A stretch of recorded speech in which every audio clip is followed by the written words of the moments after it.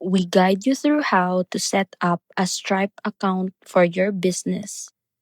First thing you need to do is to go to stripe.com and click Start Now. Then enter your email, full name, and create a secure password. Verify your email to continue. And once you're inside the dashboard, click Activate Account to begin the business setup.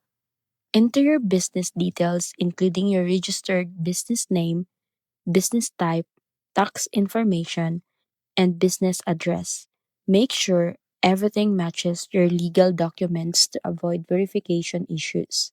Next, provide your personal details as the business owner or representative. Then connect your bank account where Stripe will deposit your payouts. Double check the account and routing number to prevent payout failures. After that, describe what your business sells, add your website or product links, and write a clear statement descriptor so customer recognize charges on their bank statements.